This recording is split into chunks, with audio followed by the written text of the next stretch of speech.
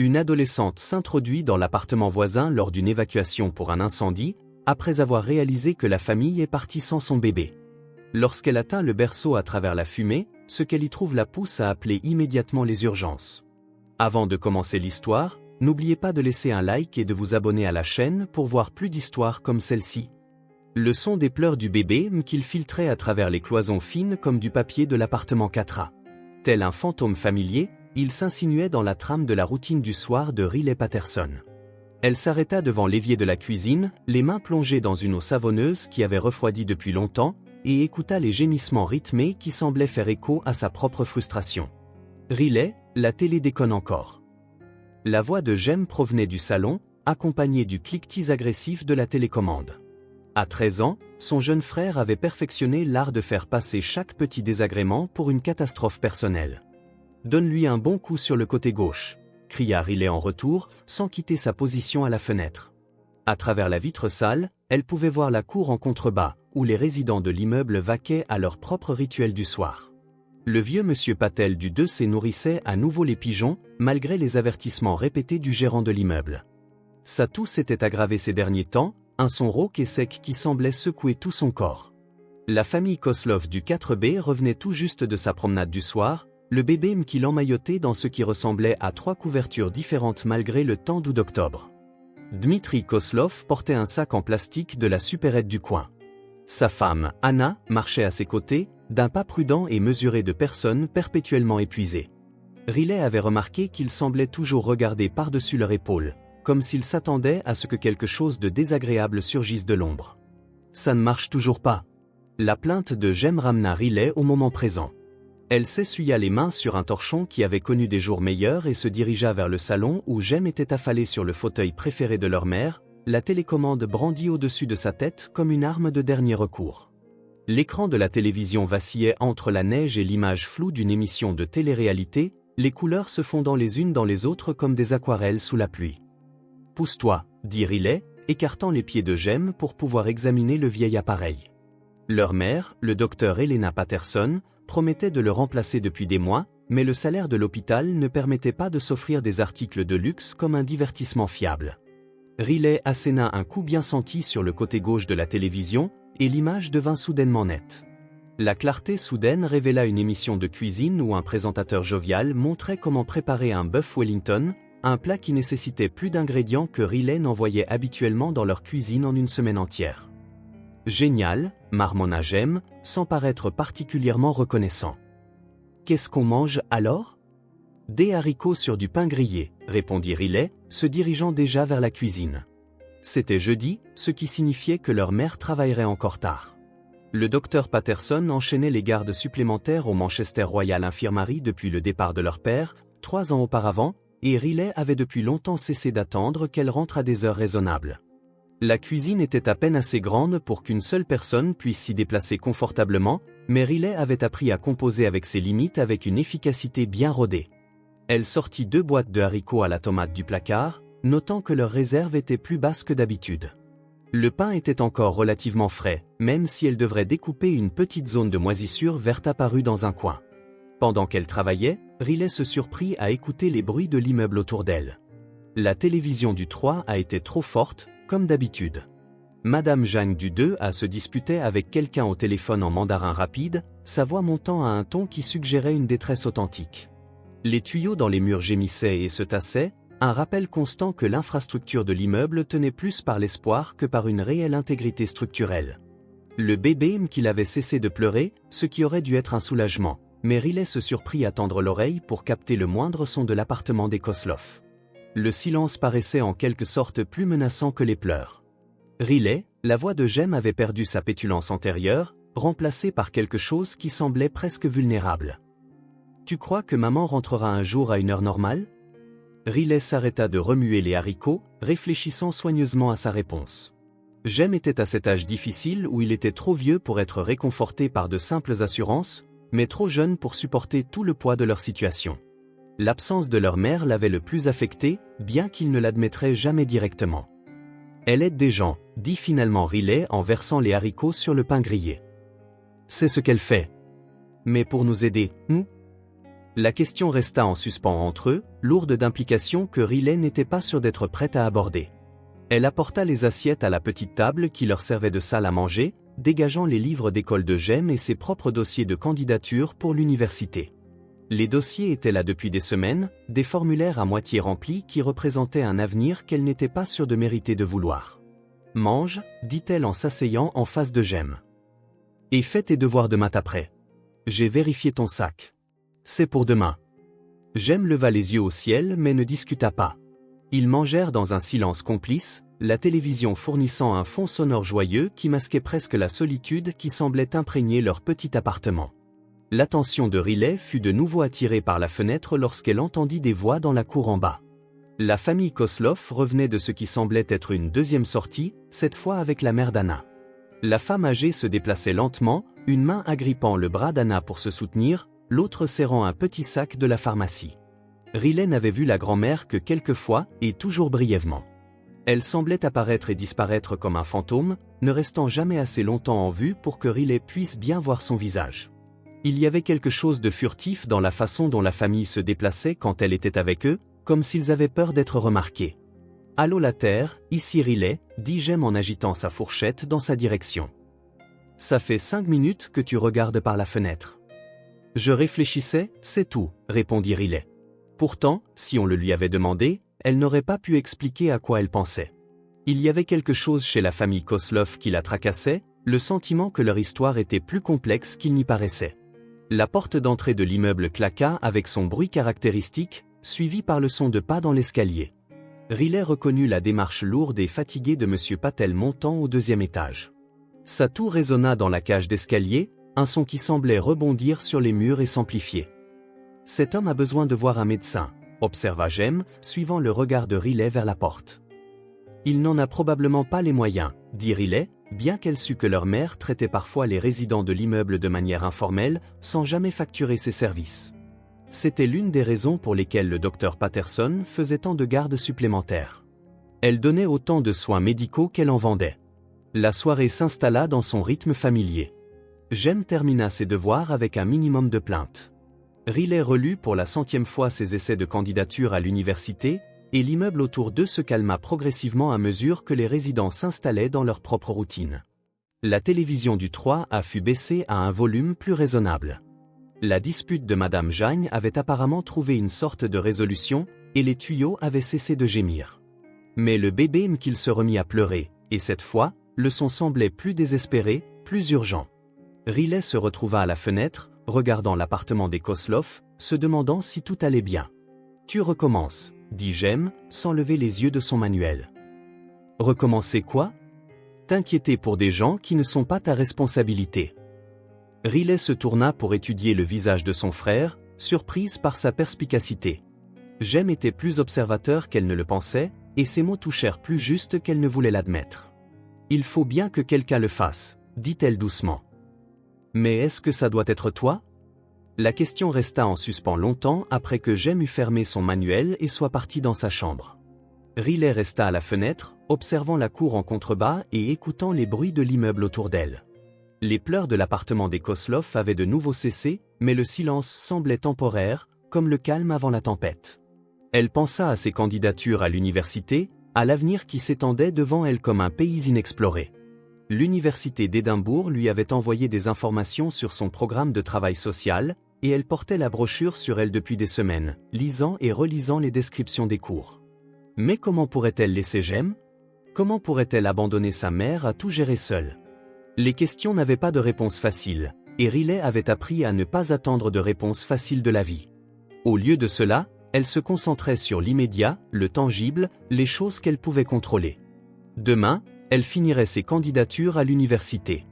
Demain, elle s'assurerait que Jem prenne un vrai petit déjeuner. Demain, elle continuerait le délicat exercice d'équilibriste qu'était devenu son existence. Mais ce soir, elle se tenait à la fenêtre et écoutait l'immeuble respirer autour d'elle, sentant le poids de la vie des autres peser sur la sienne.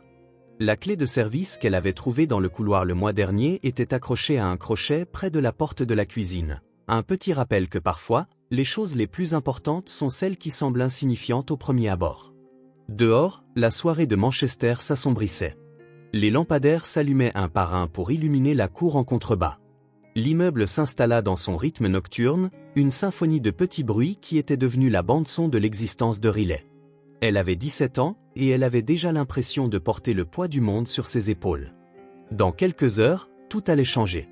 Mais pour l'instant, elle se tenait à la fenêtre et veillait sur son petit coin du monde, sans savoir que le lendemain exigerait plus de courage qu'elle n'aurait jamais imaginé en posséder.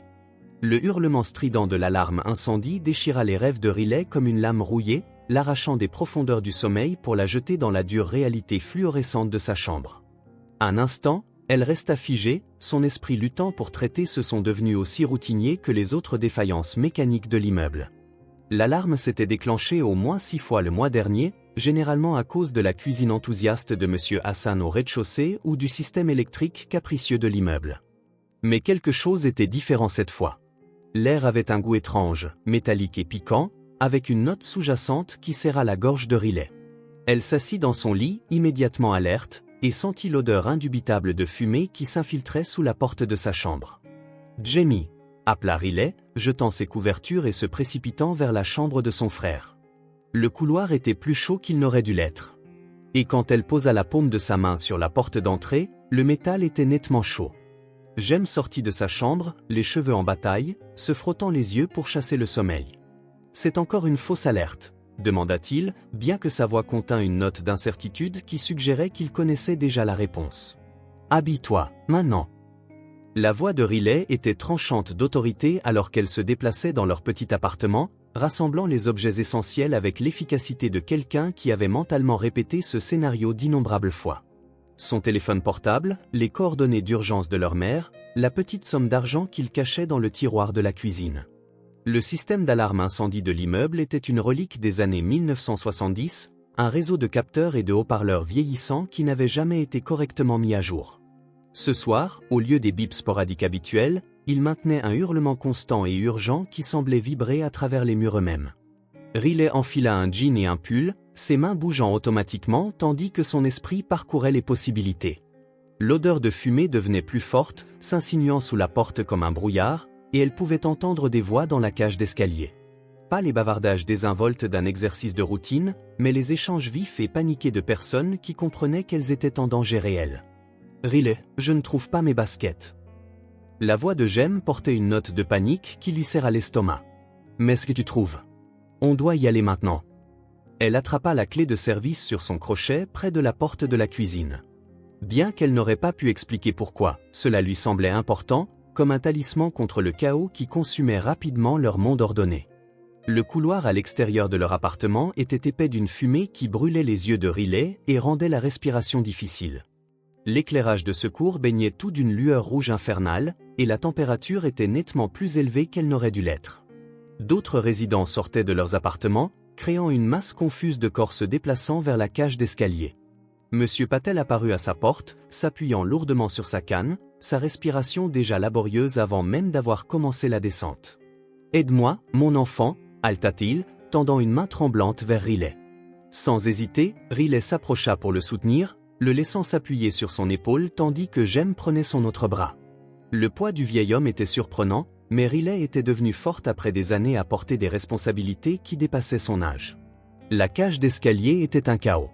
Des familles avec de jeunes enfants, des résidents âgés se déplaçant lentement, tout le monde essayant de descendre les marches étroites tandis que la fumée continuait de monter des étages inférieurs de l'immeuble. L'éclairage de secours vacillait par intermittence, projetant des ombres dansantes qui rendaient la navigation périlleuse. « Restez groupés !» cria Riley à Jem, bien que le bruit rendît la communication difficile. La structure de l'immeuble semblait gémir autour d'eux, se tassant de manière à suggérer de sérieuses contraintes structurelles. En descendant, Riley se retrouva automatiquement à prendre les choses en main, criant des avertissements sur les marches cassées, aidant les résidents âgés, s'assurant que personne n'était laissé pour compte. C'était un rôle qu'elle n'avait jamais demandé mais qu'elle semblait assumer naturellement, son sens de l'observation lui permettant de repérer les problèmes avant qu'ils ne deviennent catastrophiques. Sur le palier du 2e étage, elle aperçut la famille Jang luttant avec leur grand-mère âgée, qui semblait confuse et effrayée par l'agitation.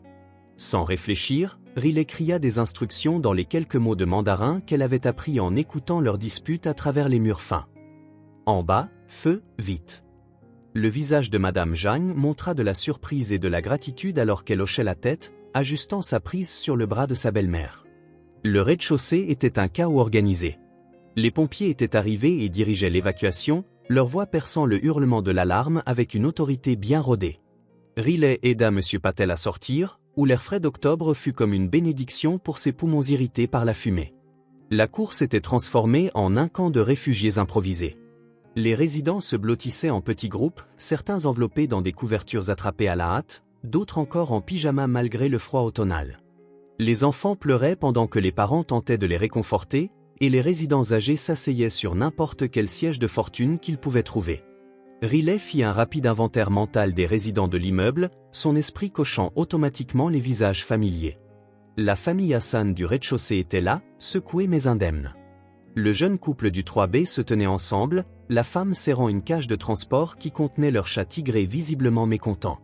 Mais quelque chose n'allait pas. Les yeux de Riley balayèrent à nouveau la foule, cherchant la famille Koslov. Elle repéra d'abord Dmitri, près de l'entrée de l'immeuble, parlant rapidement en ukrainien à sa femme, Anna.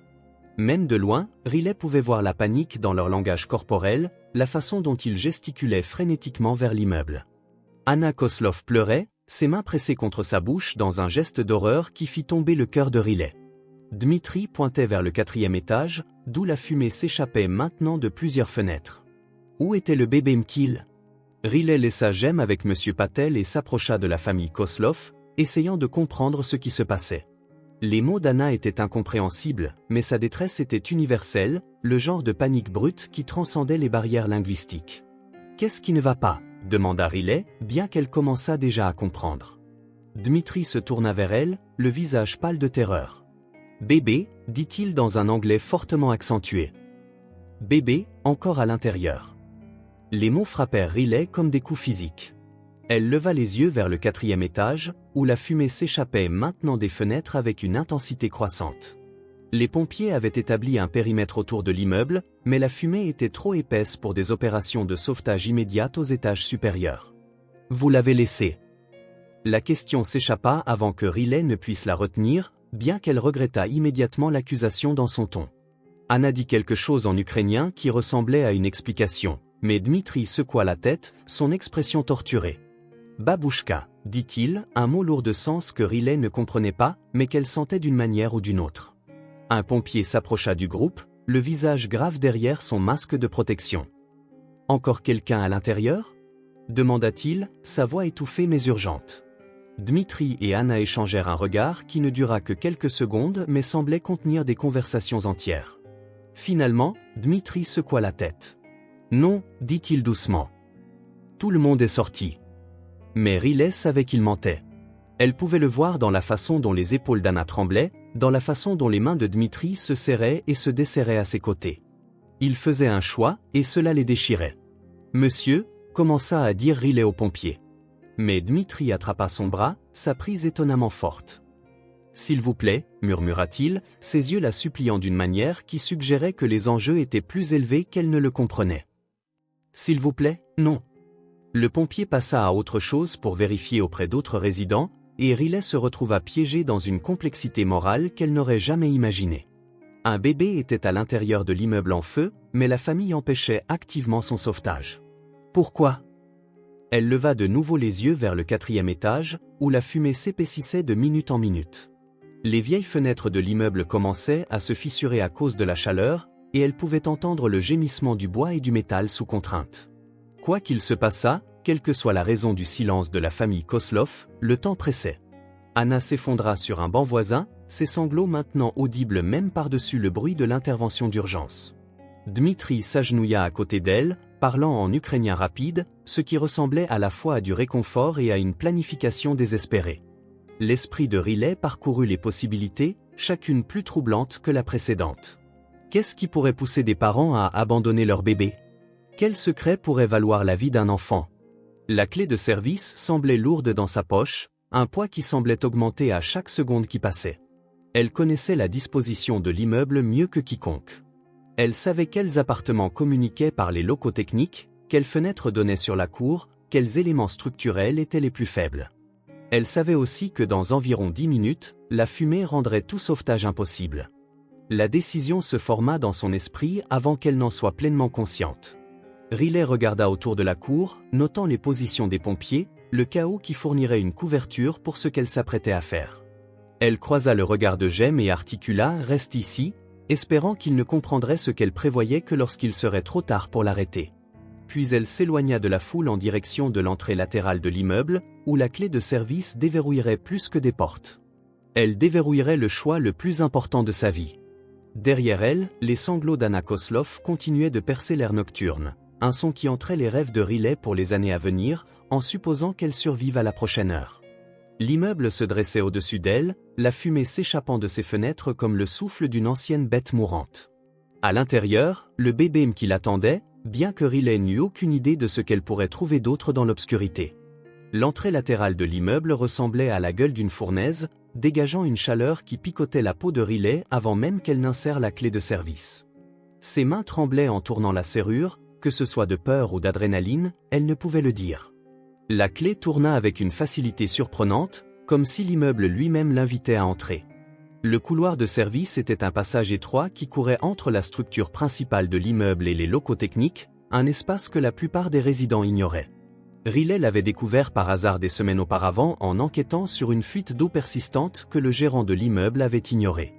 Maintenant, cette curiosité allait sauver une vie, ou lui coûter la sienne. L'air à l'intérieur était épais et âcre, lui brûlant la gorge à chaque respiration. Riley remonta son pull sur son nez et sa bouche, créant un filtre de fortune qui offrait une protection minimale contre la fumée. Le couloir était plus sombre qu'elle ne s'y attendait.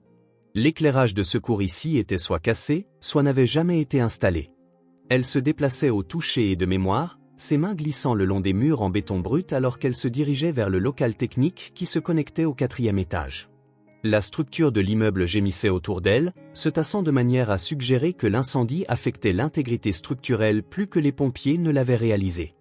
Derrière elle, les bruits de l'évacuation s'assourdirent, remplacés par les menaces plus immédiates du bois qui craquait, le rugissement lointain des flammes et la respiration laborieuse de l'immeuble alors que la fumée se déplaçait dans ses conduits comme du sang dans des artères malades. L'esprit de Riley repassa ce qu'elle savait de la situation de la famille Kozlov. Le mot « babouchka » signifiait grand-mère dans plusieurs langues d'Europe de l'Est. Elle avait appris cela d'un documentaire que Jem avait regardé sur l'Ukraine. Mais pourquoi la présence d'une grand-mère les empêcherait-elle de signaler un bébé piégé? La porte du local technique était déverrouillée, révélant un espace encombré de tuyaux, de panneaux électriques et des détritus de décennies d'entretien de l'immeuble. Riley se faufila entre les machines, suivant la disposition qu'elle avait mémorisée lors de son exploration précédente. Le passage menant au 4B se trouvait derrière un panneau qui semblait scellé en permanence, mais qui bougeait en fait si l'on savait où pousser. Le panneau pivota vers l'intérieur avec un grincement qui sembla incroyablement fort dans l'espace confiné. Au-delà se trouvait un autre passage étroit, celui-ci longeant directement le mur de la cuisine de l'appartement des Kozlov. Riley pouvait maintenant entendre des bruits de l'intérieur de l'appartement. Pas les pleurs du bébé auxquels elle s'attendait, mais des voix parlant d'urgence dans ce qui ressemblait à du russe ou de l'ukrainien. Un instant, elle hésita. Peut-être s'était-elle trompée. Peut-être que la famille était encore à l'intérieur, revenue par un autre chemin. Peut-être était-elle sur le point de s'introduire dans un appartement occupé comme un vulgaire cambrioleur, détruisant les personnes même qu'elle essayait d'aider. Mais alors, elle entendit le cri distinctif du bébé Mkil, le même son qui avait filtré à travers ses murs pendant des mois. Il était faible et effrayé, interrompu par des quintes de toux qui suggéraient que la fumée affectait déjà ses petits poumons. Riley pressa son oreille contre le mur, essayant de comprendre les voix qu'elle entendait.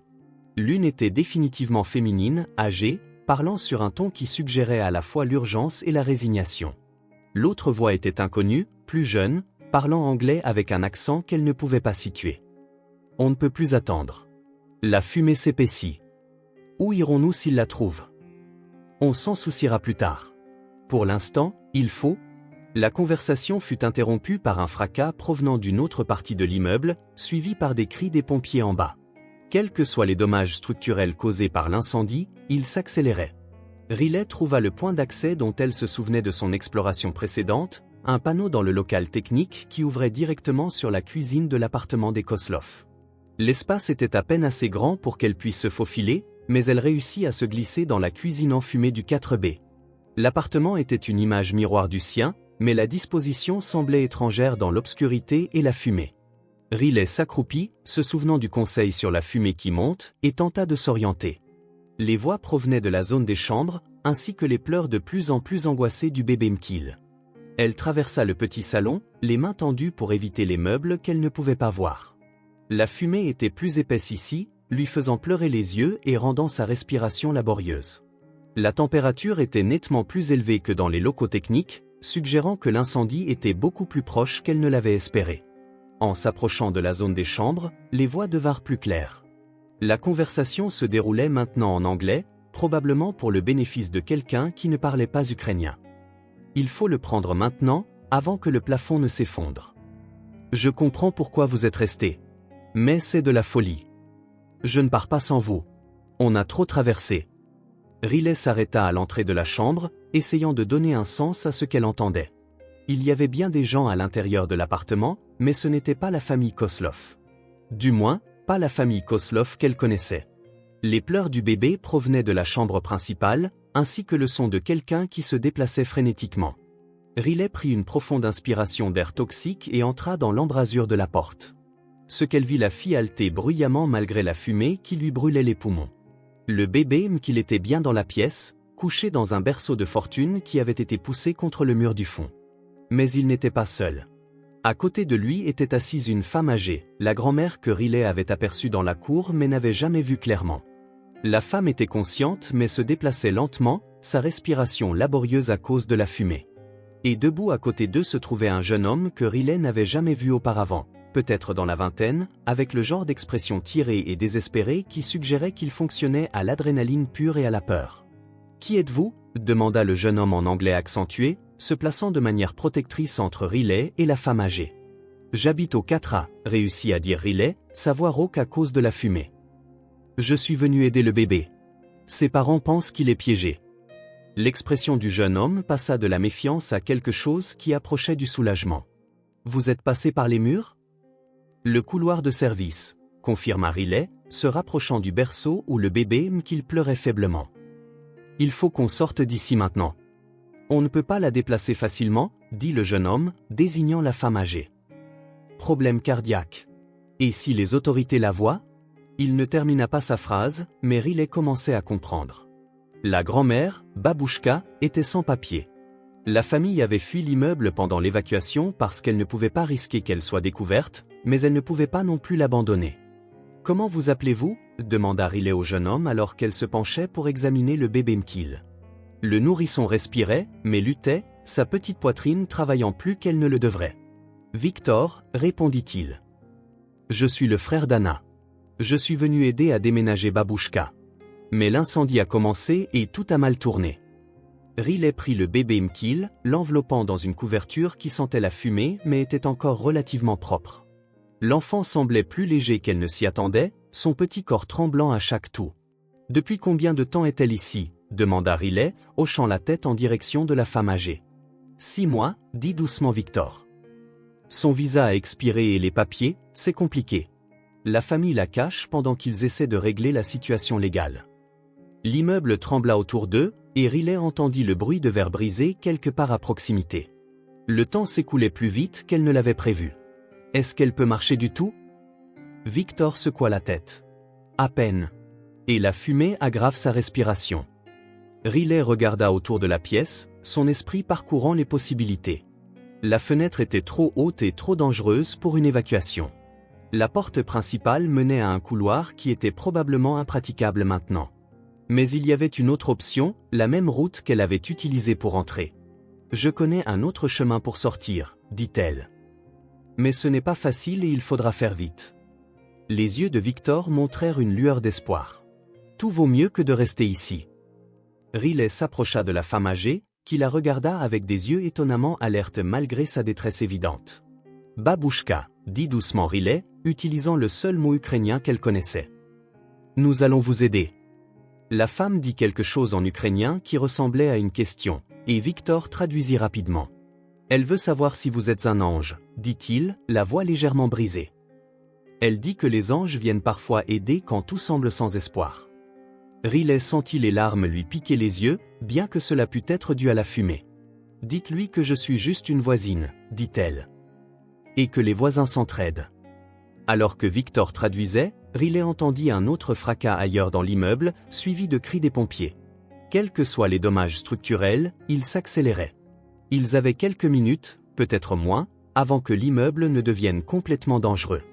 Il faut y aller maintenant, dit Riley, ajustant sa prise sur le bébé Mkil. Le couloir de service est étroit, mais il mène à une sortie sûre. Pouvez-vous la porter? Victor hocha la tête, se déplaçant pour aider sa grand-mère à se lever. La femme âgée était plus frêle que Riley ne l'avait prévu, ses mouvements lents et incertains, mais ses yeux étaient déterminés et elle semblait comprendre la gravité de leur situation. Attendez, dit soudain Victor. Si nous partons par là, si nous apparaissons dehors avec elle, les autorités voudront savoir d'où nous venons. Ils réaliseront qu'elle se cachait. Riley avait été si concentrée sur la crise immédiate qu'elle n'avait pas envisagé les conséquences. S'il sauvait Babouchka par une route non autorisée, cela soulèverait des questions qui pourraient détruire le statut d'immigration de la famille. Alors nous devrons gérer ça quand ça arrivera, dit fermement Riley. Pour l'instant, rester ici signifie mourir ici. Victor semblait déchiré, jetant des regards entre sa grand-mère et le bébé dans les bras de Riley. La complexité morale de la situation était presque insupportable. Sauver leur vie mais détruire leur avenir, ou respecter leurs secrets et les laisser brûler. La décision leur fut retirée des mains lorsqu'une section du plafond du salon s'effondra avec un fracas assourdissant, envoyant une pluie d'étincelles et de débris à travers l'appartement. L'incendie avait atteint le 4e étage et il n'avait plus de temps. « Bougez !» cria Riley, ouvrant la voie vers la cuisine et le panneau caché par lequel elle était entrée. Derrière elle, Victor aidait Babouchka à se diriger vers ce qui pourrait être le salut ou la fin de tout ce qu'ils avaient travaillé à construire dans leur nouveau pays. Dans ses bras, le bébé Mkil avait cessé de pleurer, sa respiration superficielle mais régulière. Riley poussa le panneau caché pour entrer dans le local technique, la clé de service toujours serrée dans sa main libre. Le couloir qui avait semblé étroit auparavant paraissait maintenant incroyablement serré avec 4 personnes s'y déplaçant. Mais c'était leur seule chance. En naviguant dans le passage sombre, Riley réalisa qu'elle allait émerger dans la cour en portant un bébé que le monde croyait mort et une femme âgée dont l'existence même était un secret qui pouvait détruire une famille. Mais il serait en vie. Et parfois, être en vie était la seule victoire qui comptait. Le couloir de service ressemblait à une version cauchemardesque du métro londonien, sombre, suffocant et rempli des bruits d'un effondrement imminent. Riley ouvrait la marche, le poids du bébé Mkil lui rappelant constamment à quel point tout dépendait de sa connaissance de la géographie cachée de l'immeuble. Derrière elle, Victor portait à moitié et traînait à moitié Babouchka dans l'espace étroit.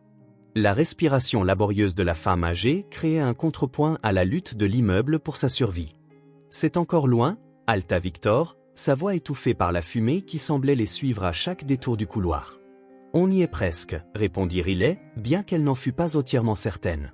La fumée était désorientante, rendant les points de repère familiers difficiles à reconnaître. Le couloir qui avait semblé simple lors de son exploration précédente ressemblait maintenant à un labyrinthe conçu par quelqu'un avec un sens de l'humour cruel. Le bébé Mkil s'agita dans ses bras, laissant échapper un faible cri plus inquiétant que rassurant. Sa respiration était superficielle, et Riley pouvait sentir le battement rapide de son cœur contre sa poitrine. Combien de temps un nourrisson pouvait-il survivre dans ces conditions? L'immeuble trembla autour d'eux, et quelque part au loin, Riley entendit le son du métal qui se déformait. L'incendie se propageait plus vite que quiconque ne l'avait prévu, consumant la structure avec un appétit qui semblait presque délibéré. « Attends » dit soudain Victor, la voix tendue par la panique. Elle ne réagit plus. Riley se tourna prudemment dans l'espace confiné pour voir Victor soutenir Babouchka, dont la tête était tombée en avant sur sa poitrine. La respiration de la femme âgée était à peine perceptible, et son visage avait pris une teinte grisâtre visible même sous l'éclairage de secours. Est-elle inconsciente? Demanda Riley, luttant contre la panique qui menaçait de submerger son sang-froid soigneusement entretenu. Victor pressa ses doigts contre le cou de sa grand-mère, vérifiant son pouls. Elle est vivante, mais à peine. La fumée, son problème cardiaque? Je pense qu'elle fait un malaise cardiaque. L'esprit de Riley parcourut leurs options, aucune n'étant bonne. Ils étaient à mi-chemin du couloir de service, trop loin pour faire demi-tour et pas assez près de la sortie pour garantir d'y arriver à temps. L'immeuble s'effondrait activement autour d'eux et ils devaient maintenant faire face à une urgence médicale dans les pires circonstances possibles. Peux-tu la porter jusqu'au bout? Demanda Riley. Je vais devoir, répondit Victor, ajustant sa prise sur la femme inconsciente. Mais si elle a besoin de soins médicaux? Ma mère est médecin, dit Riley, les mots sortant avant qu'elle n'y ait pleinement réfléchi. Elle est probablement dans la cour avec les autres résidents. Si on peut amener Babouchka dehors? Elle ne termina pas sa phrase, mais ils comprirent tous deux les implications. Le docteur Elena Patterson aiderait, mais aider une immigrée sans papier devant des pompiers et des ambulanciers soulèverait exactement le genre de questions que la famille avait essayé d'éviter. Une autre section de l'immeuble s'effondra quelque part au-dessus d'eux, envoyant une pluie de poussière et de débris à travers l'espace de service. Le son était comme le tonnerre, mais plus personnel, plus menaçant. L'immeuble ne brûlait pas seulement, il mourait, et ils étaient à l'intérieur de son corps alors qu'il se convulsait vers la mort.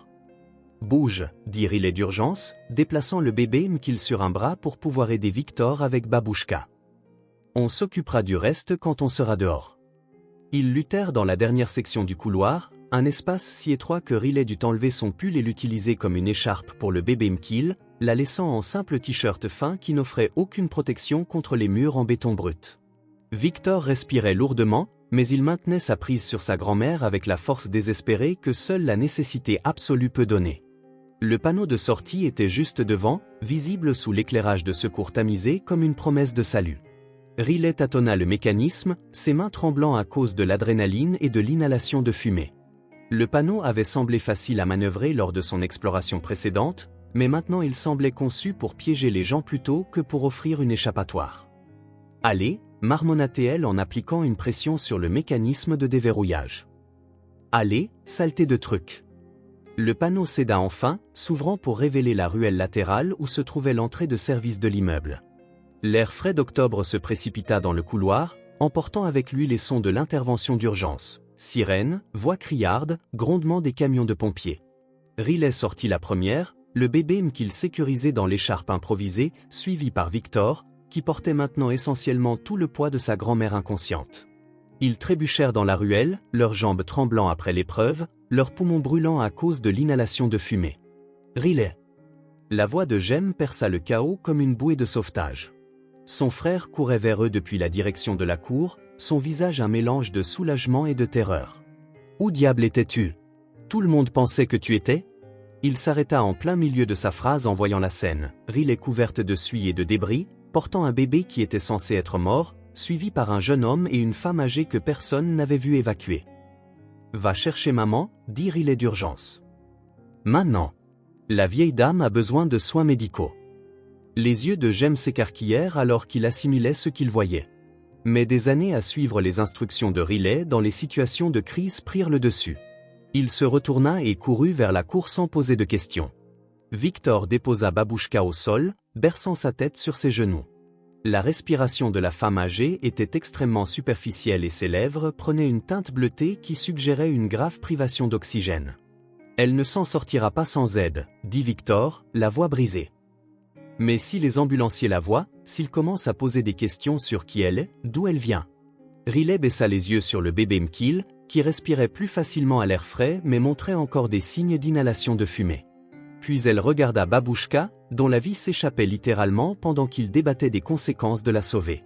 Le choix, quand il se présenta, parut inévitable plutôt que difficile. « Victor », dit doucement Riley. « Quel est son vrai nom ?»« Svetlana », répondit-il. « Svetlana Koslov. Et elle vit dans l'appartement depuis 6 mois. » Victor hocha la tête, comprenant ce que Riley demandait. La famille s'occupe d'elle pendant qu'il travaille avec des avocats spécialisés en immigration. Son visa a expiré, mais ils essaient de le faire renouveler en fonction de ses besoins médicaux et de sa situation familiale. Riley absorba cette information, son esprit travaillant déjà sur les implications. Dans environ 30 secondes, le docteur Elena Patterson arriverait avec des ambulanciers et des pompiers. Ce qui se passerait ensuite déterminerait non seulement si Babouchka vivrait ou mourrait, mais aussi si l'avenir de toute la famille Koslov en Grande-Bretagne survivrait. Le bruit de pas approchant rendit la décision urgente. Riley pouvait entendre la voix de sa mère, tranchante d'inquiétude professionnelle, suivie par les pas plus lourds des secouristes. « Écoutez-moi attentivement », dit Riley à Victor. « Quand ils demanderont ce qui s'est passé, dites-leur la vérité sur tout, sauf sur l'endroit où vous l'avez trouvé. Dites qu'elle s'est effondrée dans la cour pendant l'évacuation et que vous l'avez amenée ici pour l'éloigner de la foule. Pouvez-vous faire ça? Les yeux de Victor montrèrent de la compréhension et de la gratitude. Et le bébé? Riley baissa les yeux sur Mkil, qui commençait à montrer plus de signes de vivacité. Laissez-moi faire. Le docteur Elena Patterson tourna au coin de la ruelle en courant, suivi de 2 ambulanciers et d'un pompier. La mère de Riley évalua la scène avec la rapidité qui avait fait d'elle l'une des médecins d'urgence les plus respectés de Manchester. « Quelle est la situation ?» demanda le docteur Patterson, déjà à genoux à côté de Babouchka et vérifiant ses signes vitaux. « Femme âgée d'environ 70 ans s'est effondrée pendant l'évacuation », rapporta Riley avec un calme qu'elle ne ressentait pas. « Possible événement cardiaque compliqué par l'inhalation de fumée. Elle est inconsciente depuis environ 5 minutes. » Les mains du docteur Patterson bougeaient avec une efficacité bien rodée, vérifiant le pouls, la respiration et la réactivité. « Connaissons-nous ses antécédents médicaux ?» Victor intervint, son anglais devenant plus accentué sous le stress. « Problème cardiaque. Elle prend des médicaments, mais je ne connais pas les noms. »« D'accord, » dit le docteur Patterson en faisant signe aux ambulanciers. « Mettons-la sous oxygène et préparons le transport. C'est grave mais traitable si nous agissons vite. » Alors que les ambulanciers prenaient en charge Babouchka, le docteur Patterson se concentra enfin sur Riley, observant son apparence couverte de suie et le bébé dans ses bras. « Riley Catherine Patterson », dit sa mère, utilisant le nom complet qui indiquait que de sérieux ennuis s'annonçaient. « Qu'as-tu fait exactement ?» Avant que Riley ne puisse répondre, Dmitri et Anna Koslov apparurent à l'entrée de la ruelle, apparemment alertés par l'agitation. Le visage d'Anna passa par une série rapide d'émotions en voyant le bébé Mkil vivant dans les bras de Riley, suivi par la vue de sa mère recevant des soins médicaux. « Mkil !» cria Anna, se précipitant en avant les bras tendus. Riley lui tendit le bébé, regardant Anna examiner son fils avec la minutie désespérée d'une mère qui avait cru tout perdre. Dmitri se tenait à côté d'eux, son visage montrant un mélange de soulagement et de terreur alors qu'il regardait les ambulanciers travailler sur sa belle-mère. « Comment ?» demanda doucement Dmitri, regardant directement Riley. « Comment as-tu » ? « Je les ai trouvés dans la zone de service, » dit rapidement Victor, s'en tenant à l'histoire qu'ils avaient convenue. Le bébé pleurait et la vieille dame s'était effondrée. « Votre voisine les a mis en sécurité. » Le docteur Patterson écoutait cet échange avec l'attention aiguë de quelqu'un qui soupçonnait qu'il y avait plus de couches à l'histoire que ce qui était révélé. Ses yeux se déplaçaient entre Riley, Victor et la famille Koslov, notant clairement des détails qui ne collaient pas tout à fait. « La zone de service ?» demanda l'un des pompiers, sa voix empreinte d'une préoccupation professionnelle. « Les civils n'auraient pas dû s'y trouver pendant une urgence. » Riley sentit le poids de multiples regards se concentrer sur elle, chacun porteur d'implications différentes. Le pompier s'inquiétait des protocoles de sécurité. Sa mère s'inquiétait du comportement imprudent de sa fille. La famille Koslov s'inquiétait que leur secret soit exposé. « J'avais l'habitude d'explorer l'immeuble, » dit Riley prudemment. « Je connaissais les voies d'accès que d'autres ne connaissaient peut-être pas. Quand j'ai réalisé que des gens étaient piégés, j'ai pensé que je pouvais aider. » C'était la vérité, jusqu'à un certain point. Mais Riley pouvait voir dans l'expression de sa mère que le docteur Patterson savait qu'il y avait plus à l'histoire. Beaucoup plus. L'ambulancier qui s'occupait de Babouchka leva les yeux avec des nouvelles prudemment optimistes. « Elle répond à l'oxygénothérapie. Le pouls se stabilise. Nous devons l'emmener à l'hôpital pour une évaluation cardiaque appropriée, mais je pense qu'elle va s'en sortir. » Anna fondit en larmes, serrant le bébé Mkil contre sa poitrine tandis que Dmitri mettait ses bras autour d'eux. Le soulagement de Victor était visible alors que la tension commençait enfin à se dissiper de ses épaules. Mais Riley remarqua que sa mère la regardait toujours avec le genre d'attention concentrée qui suggérait que cette conversation était loin d'être terminée. « Nous devrons obtenir des dépositions de toutes les personnes impliquées, » dit le pompier en sortant un carnet.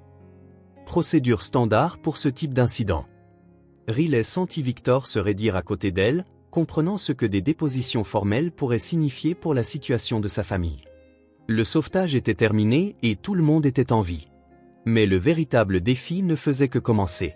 Alors que les ambulanciers se préparaient à transporter Babouchka à l'hôpital, le docteur Patterson se rapprocha de Riley, sa voix assez basse pour que seule sa fille puisse l'entendre. « Il faut qu'on parle, » dit-elle doucement. « De beaucoup de choses, semble-t-il. » Riley hocha la tête, comprenant que ses actions de cette nuit avaient des conséquences qui s'étendaient bien au-delà du sauvetage immédiat. Elle avait sauvé 3 vies. Mais ce faisant, elle avait ouvert des portes qu'il aurait peut-être mieux valu laisser fermer.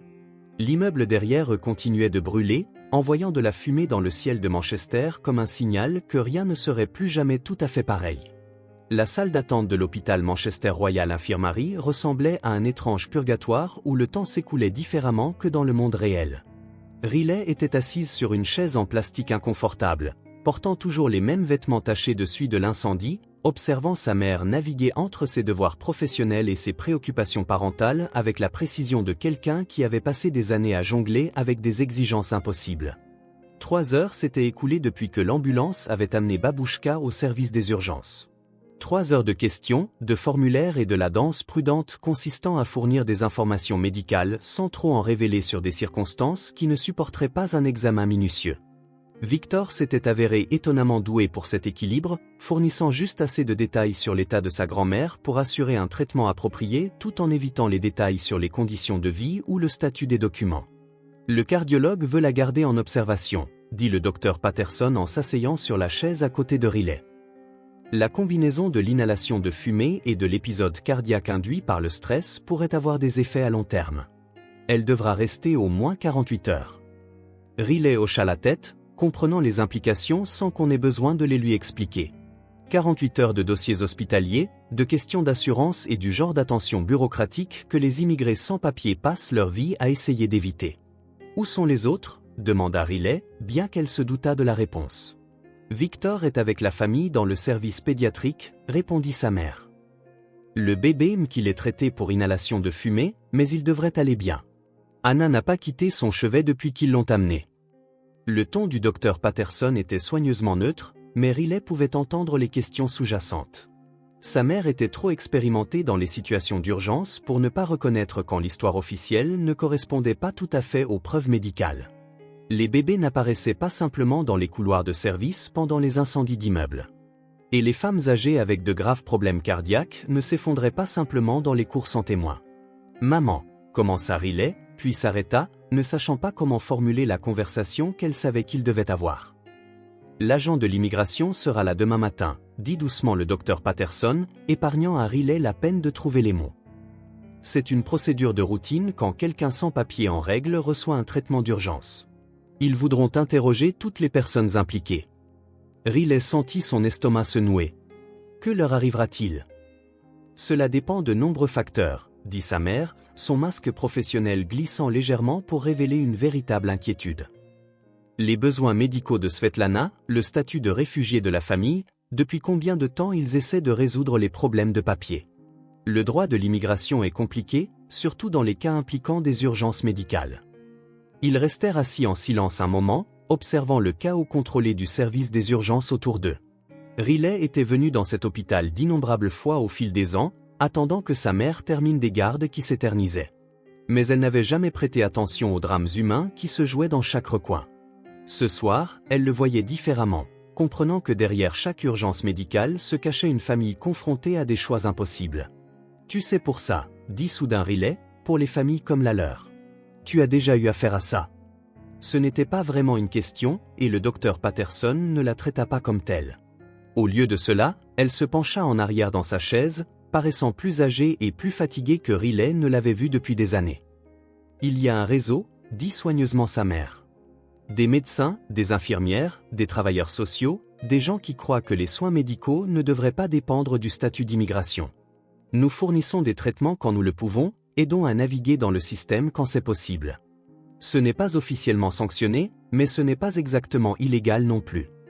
Riley absorba cette information, comprenant enfin pourquoi sa mère faisait tant de gardes supplémentaires, pourquoi elle était toujours fatiguée, pourquoi elle rentrait parfois avec le poids du monde sur ses épaules. « C'est pour ça que tu n'es jamais à la maison ?» demanda Riley. « Parce que tu aides des gens comme Babouchka. » Le docteur Patterson se tourna pour regarder sa fille directement, et Riley vit dans les yeux de sa mère quelque chose qui ressemblait à de la fierté mêlée de regret. En partie, Amir. Après le départ de ton père, je me suis jeté dans le travail parce que c'était plus facile que de gérer le désordre qu'il avait laissé derrière lui. Mais en cours de route, le travail est devenu plus que le simple fait d'éviter les problèmes à la maison. J'ai commencé à voir combien de personnes avaient besoin d'aide qu'elles ne pouvaient pas obtenir par les canaux officiels. Une jeune infirmière s'approcha de leur coin salon, son expression professionnellement polie mais teintée du genre de lassitude qui suggérait qu'elle était sur le point de livrer des nouvelles compliquées.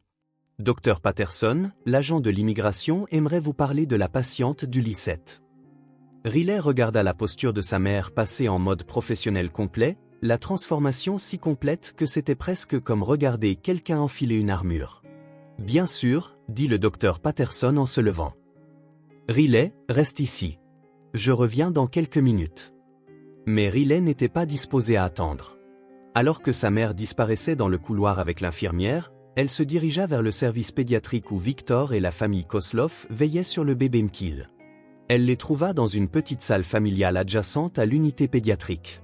Anna tenait le bébé Mkil, qui semblait alerte et respirait normalement malgré le tube à oxygène encore attaché à son petit nez. Dmitri était assis à côté d'eux, une main reposant de manière protectrice sur l'épaule de sa femme, tandis que Victor faisait les 100 pas près de la fenêtre avec l'énergie agitée de quelqu'un fonctionnant à l'adrénaline et à la caféine. « Comment va-t-il » demanda Riley en s'installant sur une chaise vide en face d'Anna. « Mieux » répondit Anna dans un anglais fortement accentué.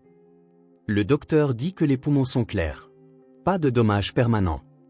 Elle regarda Riley avec une expression qui semblait contenir des conversations entières. « Merci pour tout. » Riley sentit la chaleur monter à ses joues, mal à l'aise avec une gratitude qui semblait plus grande qu'elle ne le méritait.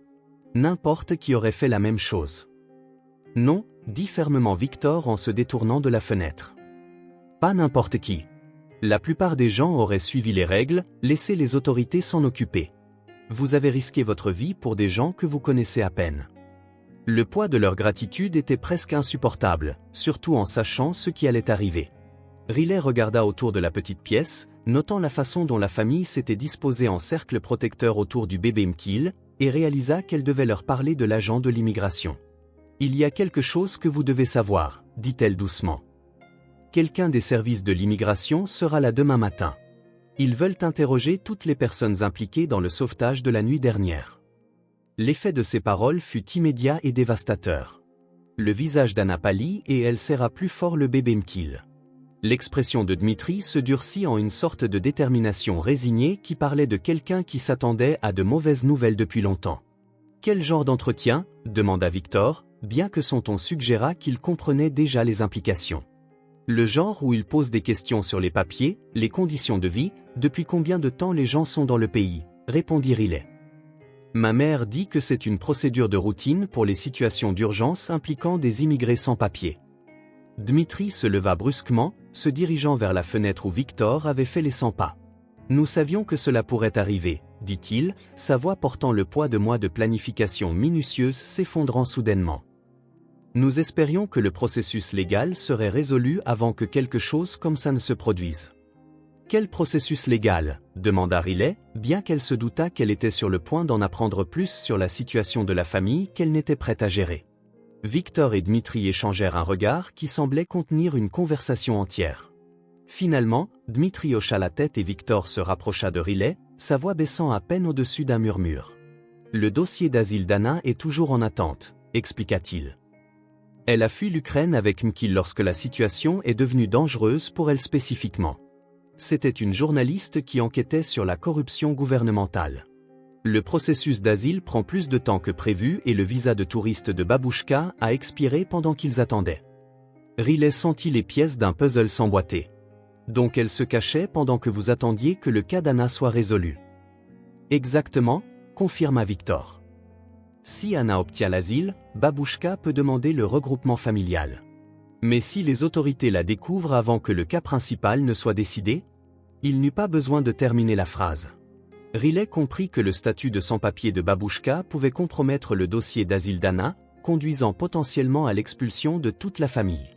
« Il doit y avoir quelque chose que nous pouvons faire », dit Riley, bien qu'elle n'eût aucune idée de ce que cela pourrait être. Anna prit la parole, sa voix calme mais déterminée. « Nous fuyons, dit-elle simplement. Prendre Mkil et Babouchka et disparaître avant que l'agent de l'immigration n'arrive. » Absolument pas, dit immédiatement Victor. Babouchka a besoin de soins médicaux. La déplacer maintenant pourrait la tuer. Et où iriez-vous?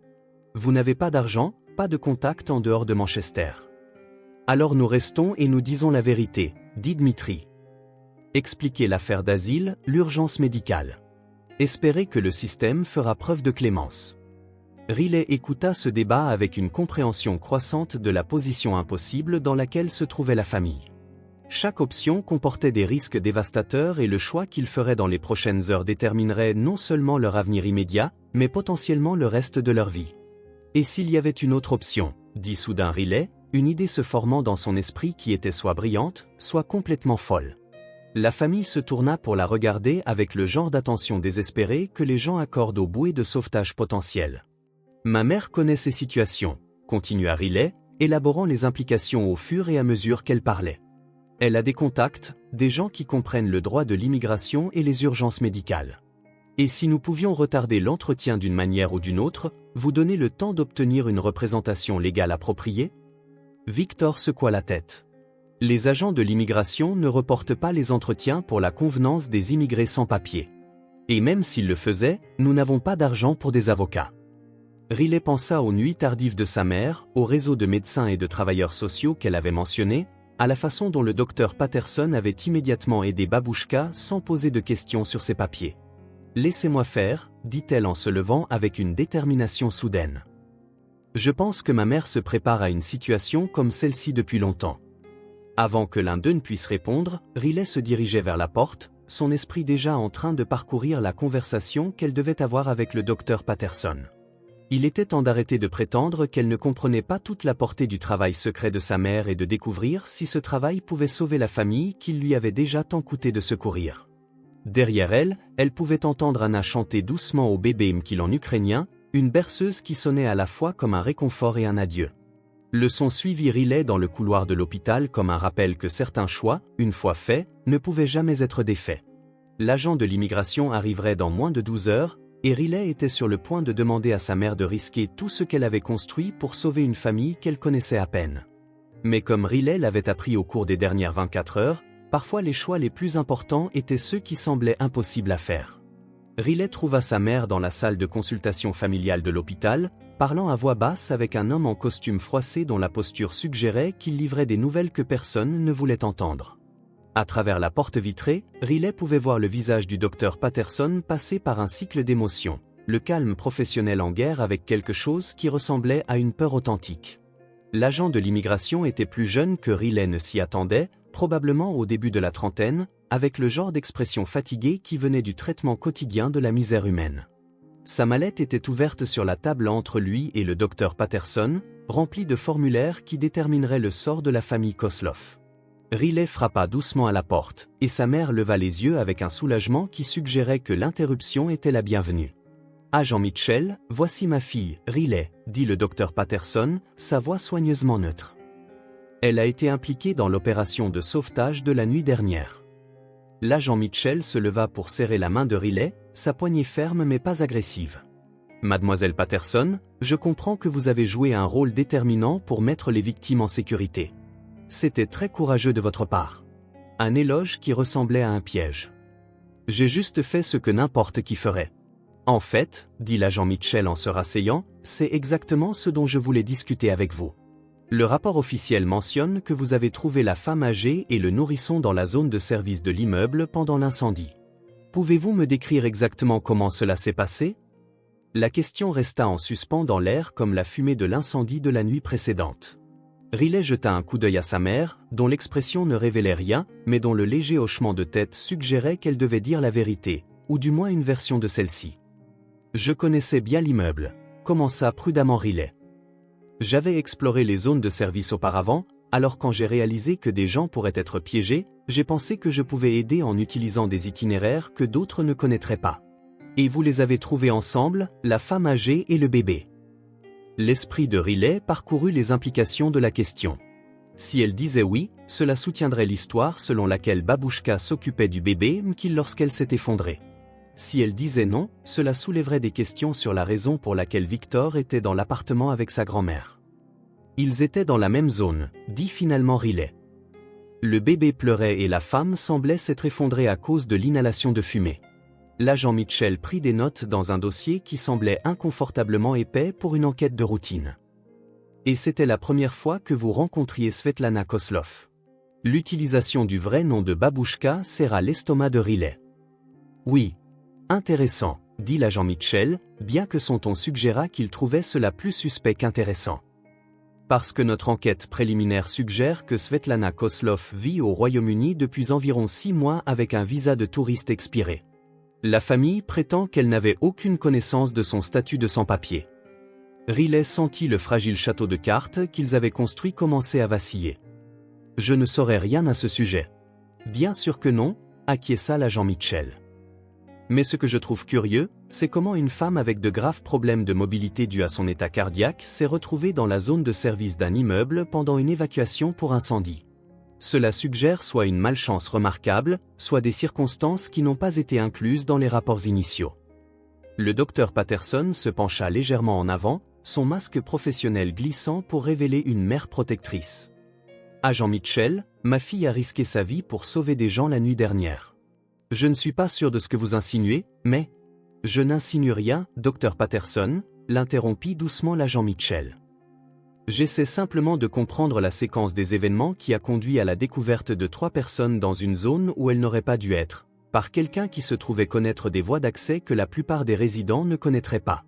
Riley réalisa que l'agent Mitchell était beaucoup plus perspicace que son attitude fatiguée ne le suggérait.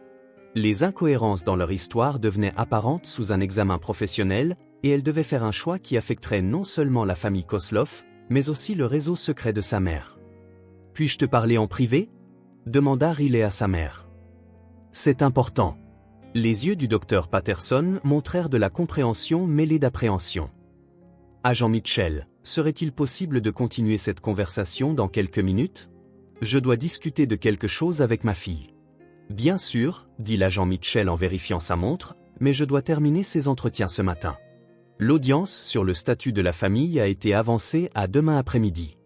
Riley sentit le calendrier se resserrer autour d'eux comme un étau, moins de 30 heures pour résoudre une situation avec laquelle la famille se débattait depuis des mois. Le docteur Patterson conduisit Riley dans une pièce adjacente qui était normalement utilisée pour annoncer des diagnostics difficiles aux familles. L'ironie n'échappa pas à Riley, qui s'apprêtait à demander à sa mère de poser un diagnostic sur le risque qu'elles étaient prêtes à prendre pour des gens qu'elles connaissaient à peine. Ce qu'elle allait demander. Tu vas me dire qu'il y a plus à l'histoire de la nuit dernière que ce qui est dans les rapports officiels, dit doucement le docteur Patterson. Et ensuite, tu vas me demander de faire quelque chose qui pourrait compromettre tout ce que j'ai travaillé à construire. Riley fixa sa mère, surprise par la précision de l'évaluation. Comment as-tu ? Parce que j'ai déjà été dans cette situation, répondit le docteur Patterson. Les autorités de l'immigration n'envoient pas leurs meilleurs enquêteurs pour des violations de paperasse de routine. L'agent Mitchell est ici parce que quelqu'un a signalé des circonstances suspectes, ce qui signifie que quelqu'un, probablement un voisin ou un résident de l'immeuble, a remarqué des choses qui ne collaient pas. Riley sentit le poids des conséquences imprévues s'abattre sur ses épaules. Quel genre de choses ? Le genre qui suggère qu'une famille cache un parent sans papier depuis des mois et que le sauvetage de la nuit dernière n'était pas aussi spontané qu'il n'y paraissait, dit le docteur Patterson. Ce qui signifie que si la vérité éclate, cela n'affectera pas seulement la famille Koslov. Cela pourrait exposer tout le réseau de personnes qui les ont aidés. Les implications frappèrent Riley comme un coup physique. Ces actions héroïques n'avaient pas seulement sauvé 3 vies, elles avaient potentiellement mis en danger des dizaines d'autres personnes qui aidaient discrètement les immigrés sans papier à naviguer dans le système. Je ne savais pas, dit doucement Riley. Je voulais juste les sauver. Je sais, dit le docteur Patterson, sa voix s'adoucissant. Et ce que tu as fait était courageux et juste. Mais maintenant, nous devons faire face aux conséquences, et les choix que nous ferons dans les prochaines heures affecteront beaucoup plus de gens que les seuls Koslov. Riley regarda sa mère, la regarda vraiment, et vit quelqu'un qui portait des fardeaux impossibles depuis des années. Les longues heures de travail, la distance émotionnelle, la compartimentation soignée de leur vie de famille. Tout prenait sens maintenant. « Parle-moi du réseau », dit Riley. Le docteur Patterson se dirigea vers la fenêtre, regardant l'horizon de Manchester comme si les réponses pouvaient être écrites dans le paysage urbain. « Ça a commencé il y a environ 5 ans, commença-t-elle. Un collègue m'a demandé de soigner un enfant qui avait été blessé dans un accident de terrain de jeu. La famille était sans papier, effrayée d'aller à l'hôpital parce qu'il pensait qu'il serait signalé à l'immigration. L'enfant aurait pu mourir d'une hémorragie interne pendant que ses parents se demandaient si les soins médicaux valaient le risque d'expulsion. Riley écouta sa mère décrire le développement progressif d'un réseau informel, des médecins qui fournissaient des traitements non déclarés, des infirmières qui ne posaient pas de questions sur l'assurance, des travailleurs sociaux qui aidaient les familles à naviguer dans les processus juridiques, des enseignants qui s'assuraient que les enfants recevaient une éducation quel que soit le statut de leurs parents. Nous ne faisons pas de publicité pour ce que nous faisons, continua le docteur Patterson. Nous ne tenons pas de dossier qui pourrait être assigné à comparaître. Nous fonctionnons sur la confiance et le bouche à oreille. Ce n'est pas parfait, mais ça maintient les familles ensemble et les enfants en bonne santé. Et si l'agent Mitchell découvre ce réseau? L'expression du docteur Patterson devint sombre.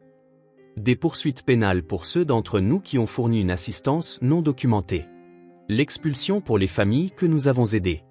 La destruction d'un système qui a mis des années à se construire et dont des dizaines de familles dépendent pour survivre. Riley sentit le poids de la décision peser sur elle. La famille Kosloff avait besoin d'une aide que seul le réseau pouvait fournir. Mais accéder à cette aide pourrait détruire le système même qui la rendait possible. Et si nous disions la vérité à l'agent Mitchell? Demanda Riley. Sur l'incendie, sur Babouchka, sur tout. Est-ce que cela aiderait ou nuirait au cas de la famille? Cela dépend de la manière dont la vérité est présentée, dit pensivement le docteur Patterson. Le cas d'Azil Dana est basé sur sa persécution en tant que journaliste. Si nous pouvons présenter la présence de Babouchka comme une question d'unité familiale liée à la demande d'asile, cela pourrait en fait renforcer leur position. Mais cela exigerait d'admettre que la famille la cache depuis des mois, ce qui pourrait être interprété comme une tromperie délibérée. Les autorités de l'immigration ne réagissent pas bien à ce qu'elles perçoivent comme des tentatives de manipuler le système. Riley pensa à la conversation qu'elle avait eue avec la famille Kosloff, au travail d'Anna en tant que journaliste, aux mois d'attente pour une décision d'asile qui semblait s'éloigner de plus en plus avec chaque jour qui passait. Et si la vérité ne concernait pas seulement la nuit dernière? Dit lentement Riley, une idée se formant dans son esprit. Et si nous utilisions cette situation pour mettre en lumière les problèmes du système d'asile lui-même? Le docteur Patterson se tourna de la fenêtre pour regarder sa fille directement. Que veux-tu dire? Anna est journaliste, expliqua Riley, ses pensées prenant de l'ampleur. Elle a fui la persécution pour avoir enquêté sur la corruption gouvernementale.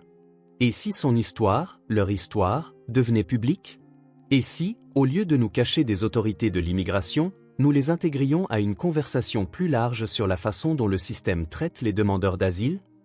L'expression du docteur Patterson montrait à la fois de l'admiration et de l'inquiétude. Riley, ce que tu suggères pourrait fonctionner, mais cela exigerait d'exposer non seulement la famille Kosloff, mais potentiellement tout notre réseau de soutien. Es-tu prête à en assumer les conséquences? Riley pensa au petit visage du bébé Mkil, à Babouchka l'appelant un ange, à la volonté de Victor de tout risquer pour sa famille. Elle pensa aux années de service secret de sa mère auprès des personnes vulnérables et aux dizaines de familles qui dépendaient de ce service pour survivre. Que se passerait-il si nous ne faisions rien? Demanda-t-elle. La famille serait probablement séparée, dit honnêtement le docteur Patterson. Babouchka serait expulsée immédiatement. Le cas d'Azil Dana pourrait être compromis par l'association avec des membres de la famille sans papier. Le bébé Mkil pourrait se retrouver en famille d'accueil pendant que les problèmes juridiques sont résolus. Riley ferma les yeux, sentant le poids de décisions qu'aucune jeune de 17 ans ne devrait avoir à prendre. Quand elle les rouvrit, sa mère la regardait avec une expression qui contenait à la fois de la fierté et du chagrin. « Je dois te demander quelque chose, dit doucement Riley. Et j'ai besoin que tu répondes honnêtement. Ce réseau vaut-il la peine d'être préservé, même si cela signifie laisser la famille Kosloff faire face à l'expulsion? » Le docteur Patterson resta silencieuse un long moment, et quand elle parla, sa voix portait le poids d'années de choix impossibles. Il y a 2 mois, le réseau a aidé une famille dont le fils de 8 ans avait besoin d'une chirurgie d'urgence pour une appendicite. Le mois dernier, nous avons fourni des soins prénatals à une femme dont les papiers avaient été retardés par des erreurs bureaucratiques. La semaine dernière, nous avons aidé un adolescent à obtenir un traitement de santé mentale après avoir été témoin de violences dans son pays d'origine. Elle fit une pause, rencontrant directement les yeux de Riley.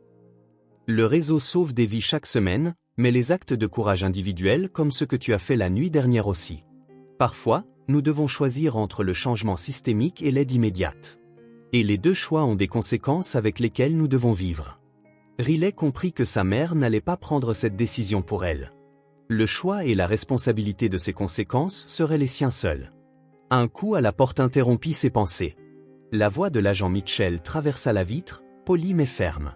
« Dr Patterson, Mademoiselle Patterson, je suis désolé, mais je dois vraiment terminer ces entretiens ce matin. » Riley regarda sa mère, puis la porte où attendait l'agent Mitchell, puis de nouveau sa mère. « Si je lui dis la vérité, dit doucement Riley, m'aideras-tu à combattre les conséquences ?» Le docteur Patterson sourit pour la première fois depuis le début de la conversation, et Riley vit dans ce sourire la femme qui avait passé des années à se battre discrètement pour des gens qui ne pouvaient pas se battre pour eux-mêmes. À chaque étape, promit-elle. Riley prit une profonde inspiration, comprenant que les prochaines minutes allaient tout changer pour toutes les personnes impliquées, et ouvrit la porte pour faire face à l'agent Mitchell et à la vérité qui pourrait soit sauver la famille Kosloff, soit détruire le réseau qui avait été construit pour aider des gens exactement comme eux. Il retourna dans la salle de consultation où l'agent Mitchell attendait, son stylo en suspens au-dessus d'un formulaire qui remodèlerait plusieurs vies avec les mots qu'elle choisirait de prononcer. Le docteur Patterson la suivit, et Riley pouvait sentir la présence stable de sa mère comme une encre dans une tempête qui était sur le point d'éclater sur eux tous. « Agent Mitchell, » commença Riley, sa voix plus stable qu'elle ne le sentait, « je dois vous dire ce qui s'est réellement passé la nuit dernière. » L'agent de l'immigration leva les yeux de ses papiers, son expression passant d'un professionnalisme routinier à une attention concentrée. « Je vous écoute. » Riley prit une inspiration qui ressemblait à une plongée en eau profonde. La famille Kosloff n'a pas abandonné le bébé Mkil. Ils ont fait un choix impossible pour protéger quelqu'un d'autre qui était dans cet appartement. Svetlana Kosloff, la mère d'Anna, qui vit avec eux en attendant que le cas d'asile d'Anna soit résolu. Le stylo de l'agent Mitchell s'arrêta de bouger. Continuez. Le visa de touriste de Svetlana a expiré il y a 6 mois, continua Riley, chaque mot ressemblant à la fois à une petite trahison et à une petite rédemption. La famille s'est occupée d'elle tout en travaillant avec des avocats spécialisés en immigration pour régler son statut légalement par le biais du cas d'asile en attente d'Anna. Quand l'incendie a commencé, ils ne pouvaient pas l'évacuer sans exposer sa présence non documentée, mais ils ne pouvaient pas non plus l'abandonner. Alors ils ont laissé le bébé avec elle, dit l'agent Mitchell, comprenant la logique, même si son expression devenait plus sérieuse. Victor, le frère d'Anna, était là pour aider à s'occuper de Svetlana quand l'incendie a commencé, expliqua Riley. Ils essayaient de trouver un moyen de l'évacuer en toute sécurité quand la situation est devenue critique. C'est là que je les ai trouvés. L'agent Mitchell prenait des notes rapidement maintenant, son attitude décontractée précédente remplacée par l'intensité concentrée de quelqu'un qui traitait des informations qui nécessiteraient une paperasse importante et de multiples appels téléphoniques. « Mademoiselle Patterson, » dit-il en levant les yeux de ses notes, « vous me dites que vous avez sciemment aidé à dissimuler une immigrée sans papier lors d'une situation d'urgence. » Riley sentit sa mère se tendre à côté d'elle, comprenant que cette question comportait des implications juridiques qui s'étendaient bien au-delà des questions d'immigration. « Je vous dis que j'ai trouvé un bébé, une femme âgée faisant une crise cardiaque et un jeune homme essayant de les sauver tous les deux, » répondit prudemment Riley. « Je les ai aidés à se mettre en sécurité. Leur statut documentaire ne me semblait pas pertinent alors qu'ils étaient sur le point de mourir dans un incendie. » L'agent Mitchell étudia le visage de Riley un long moment, puis prit des notes supplémentaires avant de poser son stylo.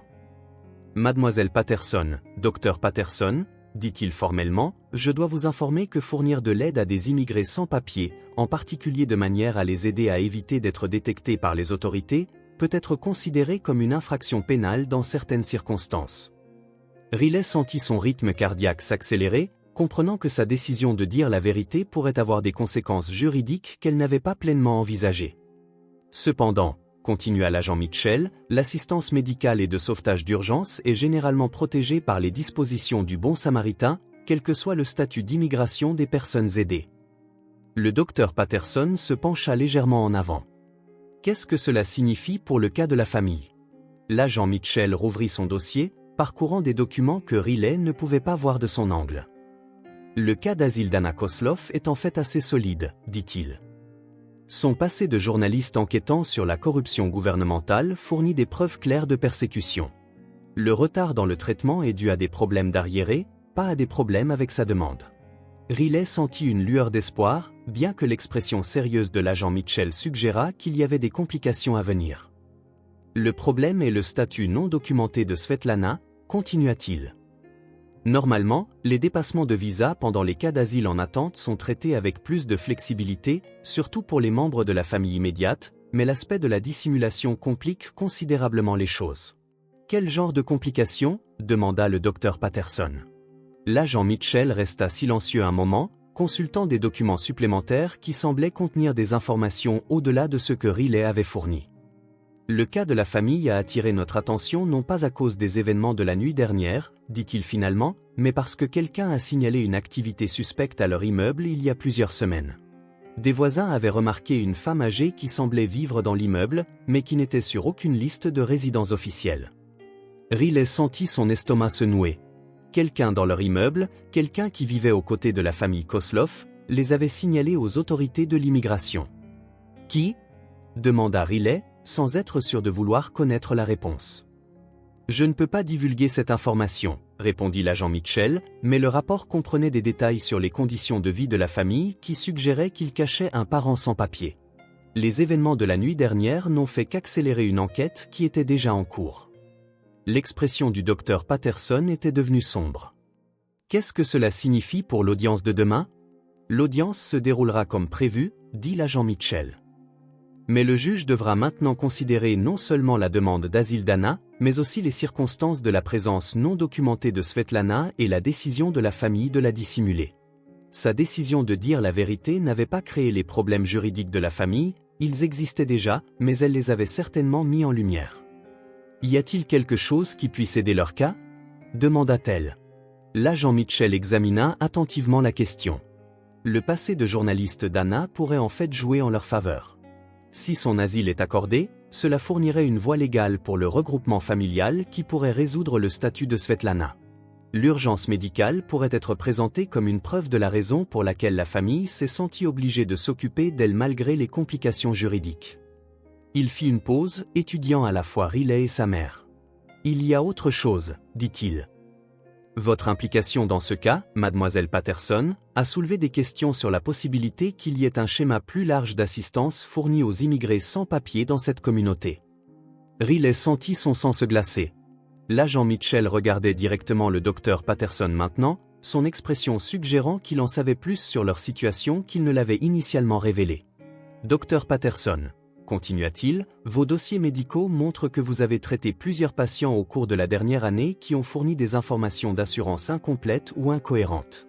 Ce n'est pas nécessairement inhabituel, mais combiné avec les événements de la nuit dernière, cela suggère un schéma qui justifie une enquête plus approfondie. Le masque professionnel du docteur Patterson ne glissa pas, mais Riley pouvait voir la tension dans la posture de sa mère. Des années de travail minutieux pour aider les familles vulnérables étaient sur le point d'être exposées et scrutées. « Je traite les patients qui ont besoin de soins médicaux », dit prudemment le docteur Patterson. « Je ne les interroge généralement pas sur leur statut d'immigration avant de leur fournir un traitement. S'il y a un effort systématique pour fournir des services aux immigrés sans papier de manière à les aider à éviter d'être détectés, cela devient une affaire fédérale qui s'étend au-delà des soins médicaux individuels. » Riley comprit qu'ils avaient atteint le moment qu'elle redoutait. Sa décision de sauver la famille Kozlov était sur le point d'exposer tout le réseau que sa mère avait passé des années à construire. « Agent Mitchell, » dit Riley, faisant un autre choix qui semblait à la fois inévitable et terrifiant. « S'il y a d'autres familles qui ont besoin d'aide, n'est-ce pas un signe que le système ne fonctionne pas correctement ?» L'agent Mitchell la regarda avec quelque chose qui aurait pu être du respect. « Ce n'est pas vraiment de mon ressort de le déterminer, mademoiselle Patterson. Mon travail est d'appliquer la loi sur l'immigration telle qu'elle existe, pas d'évaluer si elle fonctionne efficacement. » « Mais Anna est journaliste, » insista Riley, une idée se formant qui semblait à la fois désespérée et inspirée. « C'est quelqu'un qui enquête sur les problèmes des systèmes gouvernementaux. Et si son histoire, leur histoire, pouvait aider à mettre en lumière les problèmes de traitement des cas d'asile ?» Le docteur Patterson regardait Riley de l'inquiétude, comprenant que sa fille suggérait quelque chose qui pourrait soit sauver tout le monde, soit aggraver considérablement leur situation. L'agent Mitchell resta silencieux un long moment, considérant des implications que Riley ne pouvait que deviner. « Mademoiselle Patterson, » dit-il finalement, « suggérez-vous que ce cas pourrait intéresser les journalistes ?» Riley eut l'impression de marcher sur une glace qui pouvait se briser à tout moment. Je suggère que l'histoire d'Anna illustre le genre de choix impossibles auxquels les familles sont confrontées lorsque les processus juridiques prennent plus de temps que ne le permettent les urgences humaines. L'agent Mitchell prit d'autres notes, puis ferma son dossier et se leva. Je devrais rapporter tout ce dont nous avons discuté aujourd'hui, dit-il. L'audience de la famille demain se déroulera comme prévu, mais le juge aura accès à toutes ces informations. Ce qui se passera après dépendra de facteurs indépendants de ma volonté. Il s'arrêta à la porte, se retournant pour faire face à Riley et à sa mère. Pour ce que ça vaut, dit-il doucement, ce que vous avez fait la nuit dernière était courageux. Les complications juridiques ne changent rien à cela. Après le départ de l'agent Mitchell, Riley et sa mère restèrent assis en silence pendant plusieurs minutes, traitant l'ampleur de ce qui venait de se produire. C'est grave à quel point ? Demanda finalement Riley. Le docteur Patterson resta silencieux un moment avant de répondre. Pour le réseau, potentiellement catastrophique. Pour la famille Kosloff, cela dépend de l'audience de demain. Pour nous personnellement, honnêtement, je ne sais pas. Riley sentit le poids de la responsabilité peser sur elle comme une force physique. Je suis désolé, maman. Je n'ai jamais voulu que cela arrive. Le docteur Patterson tendit la main et prit celle de sa fille, la serrant doucement. Riley, dit-elle fermement, tu as sauvé la vie de 3 personnes la nuit dernière. Tu as dit la vérité alors qu'il aurait été plus facile de mentir. Tu as 17 ans, et tu as montré plus de courage moral au cours des dernières 24 heures que la plupart des adultes n'en montrent dans toute une vie. N'ose pas t'excuser pour ça. Mais le réseau existe pour aider les familles comme les Kosloff, l'interrompit le docteur Patterson. Si nous ne pouvons pas les aider sans nous détruire, alors peut-être devons-nous trouver d'autres façons de fonctionner. Riley regarda sa mère, voyant quelqu'un qui avait passé des années à se battre discrètement pour les personnes vulnérables et qui faisait maintenant face à la destruction potentielle de tout ce qu'elle avait construit. « Qu'est-ce qui se passe maintenant » demanda Riley. Le docteur Patterson se leva, redressant les épaules avec le genre de détermination que Riley reconnaissait comme une préparation au combat. « Maintenant, nous allons parler à la famille Kosloff, dit-elle. Nous expliquons ce qui se passe avec l'audience de demain, et ensuite nous les aidons à se préparer à raconter leur histoire d'une manière qui leur donne la meilleure chance possible de rester ensemble. » Riley se leva également, comprenant que les prochaines 24 heures détermineraient non seulement l'avenir de la famille Kosloff, mais aussi l'avenir de tous ceux qui avaient travaillé discrètement pour aider les personnes que le système officiel avait laissé tomber. « Et après-demain » demanda Riley. Le docteur Patterson sourit, et Riley vit dans ce sourire la même détermination qui l'avait poussé à s'introduire dans un immeuble en feu pour sauver des gens qu'elle connaissait à peine. « Après-demain, nous trouverons un moyen de construire quelque chose de mieux, dit-elle. Ensemble. » Alors qu'elle se dirigeait vers la salle familiale où la famille Kosloff attendait, Riley réalisa que sa mère avait raison. Le réseau pourrait être exposé, la famille pourrait encore faire face à l'expulsion, et il pourrait y avoir des conséquences juridiques pour toutes les personnes impliquées. Mais pour la première fois depuis des mois, Riley et sa mère affrontaient l'avenir en alliés plutôt qu'en étrangères, unis par un engagement commun à aider les personnes qui en avaient le plus besoin. Quoi qu'il arrive demain, elles y feraient face ensemble. 6 mois plus tard, le jardin communautaire dans la cour de l'immeuble reconstruit ne ressemblait guère à l'espace en béton stérile qui existait avant l'incendie. Là où il y avait autrefois un trottoir vide et des poubelles éparses, de jolies rangées de légumes poussaient maintenant à côté de plantes à fleurs qui ajoutaient des touches de couleur au paysage de Manchester. Babushka Svetlana se déplaçait lentement entre les plates-bandes surélevées, sa canne lui offrant de la stabilité alors qu'elle s'occupait des herbes qui étaient devenues sa spécialité. Riley regardait depuis la fenêtre de son nouvel appartement, notant comment les mouvements de la femme âgée avaient gagné en force au fil des mois depuis son épisode cardiaque. La combinaison de soins médicaux appropriés, d'un statut de résidence légale et du travail thérapeutique du jardinage avait transformé Svetlana d'une figure cachée et effrayée en la grand-mère non officielle de tout l'immeuble. « Les tomates poussent bien », observa Jem en rejoignant Riley à la fenêtre.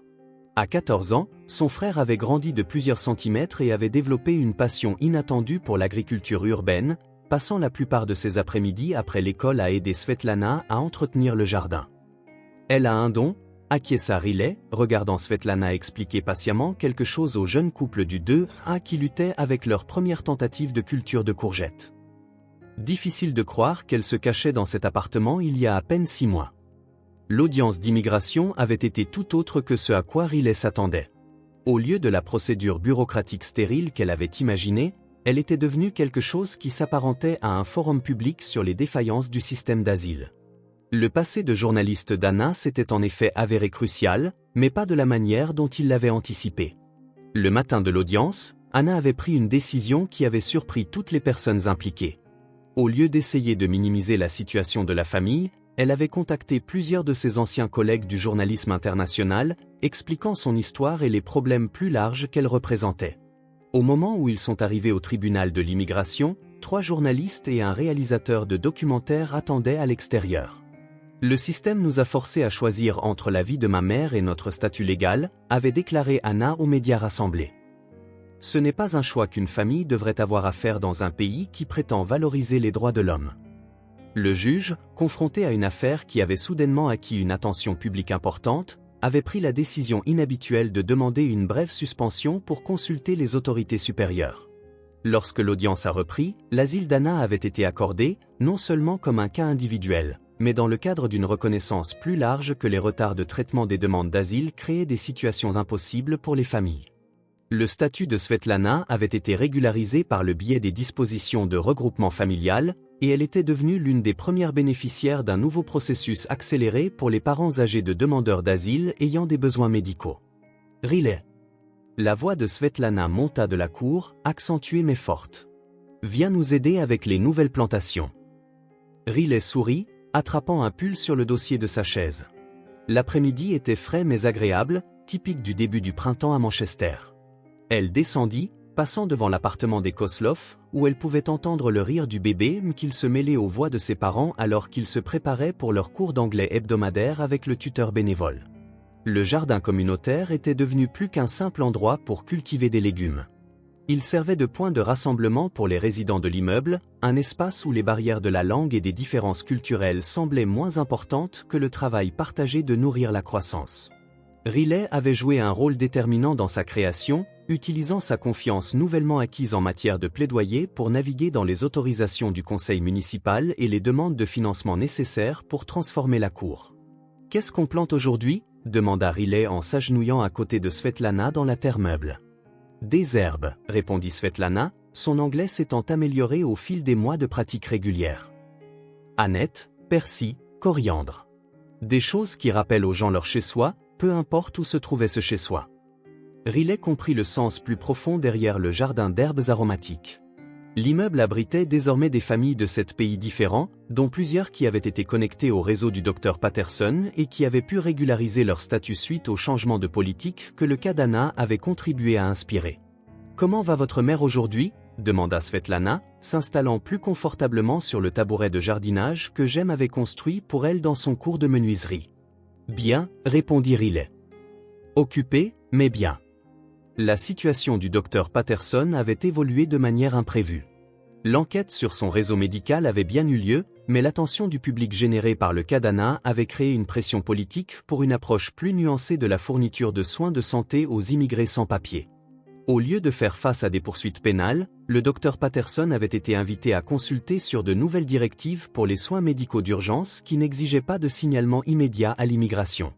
Le réseau clandestin avait été officiellement démantelé, mais il avait été remplacé par quelque chose de plus durable, une clinique spécifiquement financée pour fournir des soins médicaux quel que soit le statut d'immigration, avec le Dr Patterson comme directrice.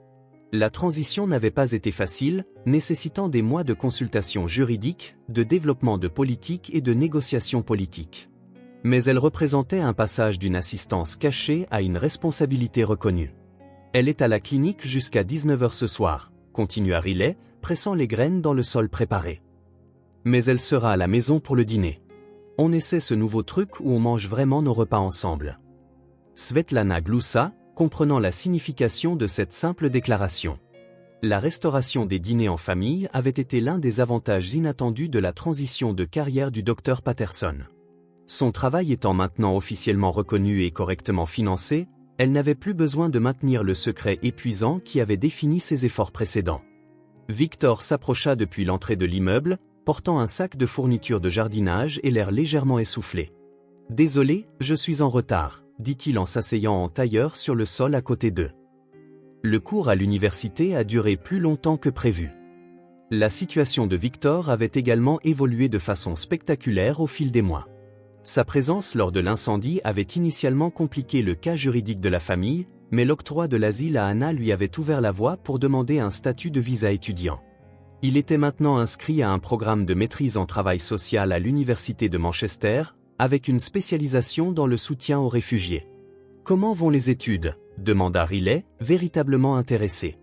Le travail académique de Victor était devenu une source d'informations précieuses pour les discussions politiques en cours sur l'immigration et le soutien social. Difficile, admit Victor, mais bien. Je travaille sur un projet de recherche sur les programmes d'intégration communautaire. Le jardin ici est devenu l'une de mes études de cas. Riley regarda autour de la cour, notant comment l'espace était en effet devenu un modèle pour quelque chose de plus grand. Le succès du jardin communautaire avait attiré l'attention des organisations de logement et des groupes de soutien à l'immigration dans tout Manchester. Plusieurs autres complexes d'appartements avaient demandé des conseils sur le développement de programmes similaires. En parlant de l'université, continua Victor, as-tu pris ta décision ?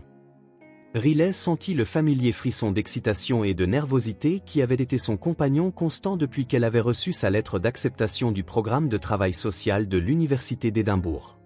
La lettre était arrivée 3 semaines après l'audience d'immigration, portant avec elle la promesse de l'avenir qu'elle avait eu peur de vouloir.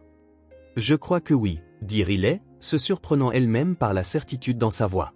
« Je vais accepter. » Svetlana leva les yeux de ses plantations, son visage ridé se plissant en un sourire. « C'est une bonne nouvelle. Tu aideras beaucoup de gens. » Riley avait lutté avec la décision pendant des mois, déchiré entre son désir d'éducation et son sens des responsabilités envers sa famille et sa communauté.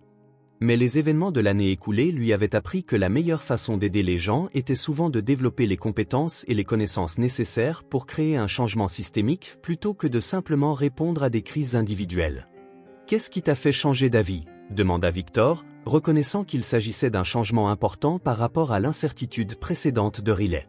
Riley réfléchit à la question, regardant le jardin qui était né de rien, l'immeuble qui avait été reconstruit plus fort qu'avant, la communauté qui s'était formée au lendemain de la crise. J'ai réalisé que ce qui s'est passé l'hiver dernier, l'incendie, le sauvetage, tout ce qui a suivi, ne concernait pas vraiment un seul moment héroïque, dit-elle lentement. Il s'agissait de construire quelque chose qui pourrait aider à empêcher d'autres familles de faire face aux mêmes choix impossibles. Elle désigna l'immeuble autour d'eux, où elle pouvait voir d'autres résidents vaquer à leur routine de l'après-midi, des enfants faisant leurs devoirs dans les espaces communs améliorés, des résidents âgés lisant dans la nouvelle bibliothèque, de jeunes familles préparant le dîner dans des appartements qui ressemblaient maintenant à des foyers plutôt qu'à des abris temporaires. Le vrai travail ne réside pas dans les sauvetages spectaculaires, continua Riley. Il consiste à créer des systèmes qui n'obligent pas les gens à risquer leur vie pour s'entraider. Victor hocha la tête, comprenant la perspicacité qu'il avait fallu des mois à Riley pour articuler. « Et tu penses que l'université t'aidera à construire ces systèmes ? » « Je pense que l'université m'apprendra comment d'autres personnes ont essayé de les construire, » répondit Riley.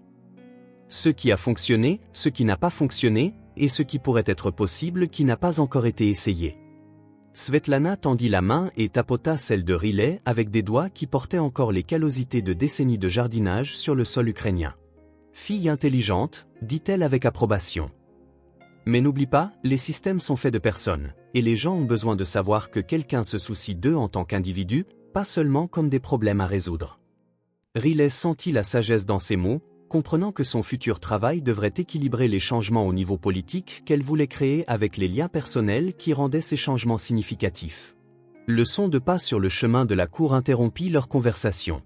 Le docteur Patterson approchait de la direction de l'arrêt de bus, l'air fatigué, mais se tenant avec le genre de satisfaction qui venait d'un travail significatif plutôt que d'une simple obligation professionnelle. « Comment était la clinique aujourd'hui » cria Riley en se levant pour saluer sa mère. « Occupée » répondit le docteur Patterson en s'asseyant sur l'un des bancs qui entouraient le jardin. « Nous avons vu 43 patients, y compris une famille qui vient de nous être référée par le nouveau centre de soutien à l'immigration.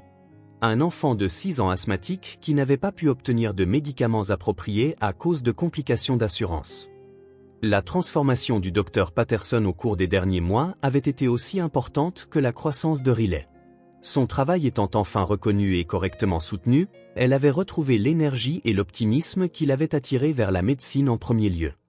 La clinique fonctionnait selon des directives claires qui protégeaient à la fois les patients et le personnel médical, permettant une collaboration ouverte entre les prestataires de soins de santé et les services de soutien à l'immigration. Des nouvelles de la révision de la politique, demanda Victor, faisant référence à l'examen gouvernemental plus large des soins de santé pour les immigrés que le cas d'Anna avait contribué à initier.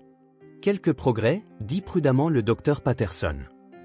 Les recommandations préliminaires incluent des dispositions pour les soins médicaux pendant le traitement de l'asile, une meilleure coordination entre les services de santé et les autorités de l'immigration, et un financement pour les programmes de soutien communautaire.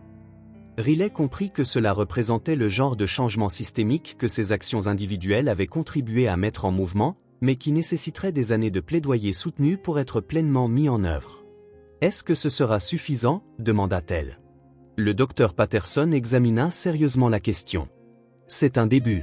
Le vrai changement se produit progressivement par la combinaison du courage individuel, de l'attention du public et d'un plaidoyer institutionnel persistant. Ce que tu as fait l'hiver dernier a fourni le courage et l'attention. Maintenant, nous avons besoin de la persistance. Comme si elle était invoquée par la conversation, Anna sortit de l'entrée principale de l'immeuble, portant le bébé Mkil, qui était passé du minuscule nourrisson que Riley avait sauvé à un bambin robuste avec les cheveux noirs de son père et les yeux expressifs de sa mère. « Bonsoir à tous », dit Anna, son anglais maintenant assez fluide pour des conversations complexes. Mkil voulait voir le jardin avant de se coucher. Le bambin tendit immédiatement les bras vers Svetlana, qui posa ses outils de jardinage pour le prendre dans ses bras. En regardant 3 générations de la même famille ensemble dans le même espace, Riley s'émerveilla de la différence entre cette scène et la famille terrifiée qu'elle avait rencontrée la nuit de l'incendie. « Anna, » dit Riley, « je voulais te demander, comment avance le nouveau projet de journalisme ?» Le visage d'Anna s'illumina du genre d'enthousiasme que Riley se souvenait de l'audience d'immigration, lorsqu'elle avait transformé la crise de sa famille en une plateforme pour un plaidoyer plus large. « Très bien, » répondit Anna. Le documentaire sur les retards de traitement de l'asile sera terminé le mois prochain, et on m'a commandé une série d'articles sur les programmes d'intégration communautaire pour le Guardian. La transition d'Anna vers le journalisme avait été facilitée par l'attention du public que son cas avait reçu, mais elle avait été soutenue par sa capacité à raconter des histoires qui éclairaient les problèmes de politique à travers des expériences personnelles. Son travail était devenu une voix importante dans la conversation plus large sur la réforme de l'immigration. « Écriras-tu sur notre immeuble ?» demanda Victor. « Entre autres endroits ?» confirma Anna. Mais cette communauté est devenue quelque chose de spécial. Pas seulement à cause du jardin ou des changements de politique, mais à cause des relations qui se sont développées entre des personnes qui n'auraient peut-être jamais été connectées autrement. Riley regarda autour de la cour, notant la vérité de l'observation d'Anna. La famille Zhang du 2 a enseigné à Svetlana le mandarin de base en échange de cours de cuisine. La famille pakistanaise du 3C avait organisé des groupes de conversation en anglais qui se réunissaient dans la salle commune 2 fois par semaine. Le jeune couple de professionnels du 1B avait créé une coopérative de garde d'enfants avec 3 autres familles de l'immeuble. « Ce n'est pas parfait », dit Riley, pensant aux voisins qui avaient signalé la famille Koslov et qui avaient discrètement quitté l'immeuble plusieurs mois plus tard, apparemment mal à l'aise avec la diversité et l'interaction communautaire accrue. « Rien ne l'est jamais », acquiesça le docteur Patterson. Mais c'est mieux que ce que nous avions avant, et c'est une base pour construire quelque chose d'encore meilleur. Alors que la lumière de l'après-midi commençait à décliner, le groupe se dispersa progressivement. Victor rassembla les outils de jardinage pour les rangers. Anna emmena le bébé Mkil à l'étage pour sa routine du soir, et Svetlana se dirigea lentement vers son appartement, sa canne tapant un rythme doux sur le trottoir de la cour. Riley et sa mère restèrent sur le banc, regardant l'immeuble s'installer dans ses rythmes du soir. « Tu es nerveuse ?» demanda le docteur Patterson, comprenant que la décision de Riley d'aller à l'université représentait une étape importante vers l'indépendance. « Oui, » admit Riley, mais excité aussi. « Et je sais que je reviendrai pour les vacances. »« Pour les vacances et pour le long terme », précisa Riley. « Édimbourg, c'est 3 ans d'études.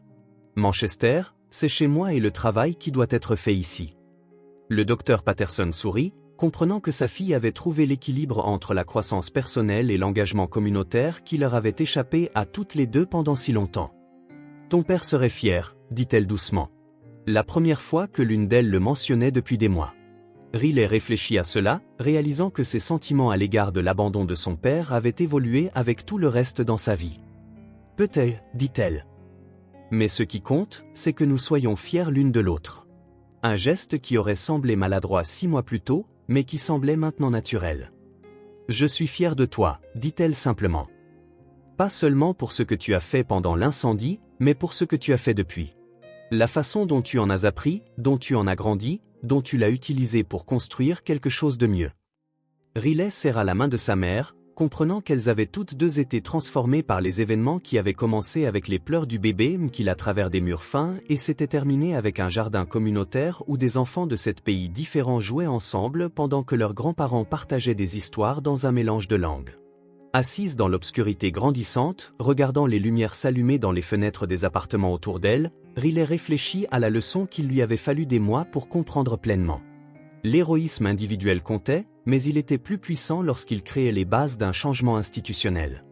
Le courage personnel était essentiel, mais il devait être soutenu par un soutien communautaire et une réforme systémique. L'incendie avait été une fin, la destruction d'un bâtiment et l'exposition de vulnérabilités cachées. Mais il avait aussi été un commencement, le début de nouvelles relations, de nouvelles politiques et de nouvelles possibilités pour des personnes qui avaient auparavant été forcées de choisir entre la sécurité et la dignité. Riley irait à l'université à l'automne, mais elle reviendrait avec des compétences et des connaissances qui pourraient aider à construire sur ce qu'elles avaient commencé. Sa mère continuerait à développer la clinique et à plaider pour des changements de politique. Victor terminerait son diplôme et ajouterait sa voix au réseau croissant de défenseurs. Anna raconterait des histoires qui maintiendraient l'attention du public sur les conséquences humaines des décisions politiques. Et Svetlana s'occuperait du jardin, nourrissant une croissance qui rappelait à tous que l'on pouvait créer un foyer partout où les gens choisissaient de prendre soin les uns des autres. La communauté qu'ils avaient construite n'était pas parfaite, mais elle était réelle et durable. Et elle prouvait que des gens ordinaires pouvaient créer des changements extraordinaires lorsqu'ils choisissaient d'agir avec courage et persévérance. Riley se leva du banc, prête à monter pour aider à préparer le dîner familial qui était devenu l'un des plaisirs simples de leur vie transformée. Demain apporterait de nouveaux défis et de nouvelles opportunités. Mais ce soir, elle était contente de faire partie d'une communauté qui était passée de la crise à quelque chose qui ressemblait à de l'espoir.